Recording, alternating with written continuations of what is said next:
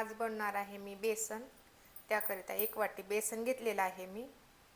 हे हिरव्या मिरच्या पाट्यावर वाटून घेतलेल्या आहेत बेसन बनवण्यासाठी। कांदा कापून घेतलेला आहे एक। हे कच्चा लसूण आहे, याला पण कापून घेतलेला आहे। कढीपत्ता आहे, लसणाची पात आहे, लसणाचे पात टाकून बेसन बनवल्याला खूप छान लागतं। आणि कोथिंबीर आहे। साठी गॅस ऑन करते। गॅसवरती कढई ठेवायची। कोणी याला पिठलं पण म्हणते। कढई गरम झालेली आहे, त्याच्यामध्ये 1.5 माप तेल टाकायचं। गरम झालेले आहे, मोहरी टाकायची बघा थोडी। मोहरी तडतडलेली आहे। आता थोडं जिरं टाकायचं। कापलेला लसूण टाकायचा, लसणाची पात टाकायची, कापलेला कांदा टाकायचा। कांद्याला परतून घ्यायचं। थोडा कढीपत्ता टाकायचा। टाकल्यानं बेसनाला वास छान येतो। पाट्यावर वाटलेली मिरची टाकायची। पाट्यावर बारीक करून घेतलेली आहे मी। मिरचीला छान भाजायचं। मिरची कच्ची नाही राहू द्यायची, व्यवस्थित भाजायचं मिरचीला, घाई करायची नाही। भाजलेली आहे।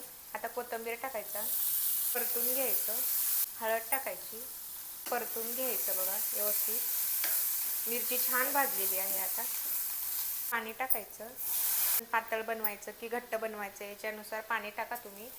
मला जास्त घट्ट नाही बनवायचं, थोडं पातळच बनवायचं आहे। थोडं मीठ टाकून घ्यायचं, कारण मिरचीमध्ये मीठ टाकलेलं आहे मी। पाण्याला उकळी आलेली आहे। आता बेसन आहे ना, टाकून हळूहळू असं वरून घ्यायचं बेसन आणि फिरकीनंच वरायचं, कारण गाठी होत नाही का। बघू शकता मी फिरकी घेतलेली आहे। याप्रमाणे वरायचं बेसन। गॅस कमी करायचा, नाहीतर अंगावर येते बेसन उडून आणि गाठी होत नाहीत याची काळजी घ्यायची बेसनाची। शकता एकही गाठ झाली नाही, छान वरलं बेसन। 5 मिनिटं झाकून ठेवायचं। टीमध्ये थोडं पाणी टाकायचं, कारण आहे ना खालची वाफ आणि वरची वाफनं बेसन खूप छान होतं। 5 मिनिटं झालेली आहेत बघा। बघू शकता बेसन बनवून तयार झालेलं आहे। ज्वारीच्या भाकरीसोबत, चपातीसोबत पण छान लागते, भातासोबत पण छान लागते। मला भातासोबत खायला आवडते।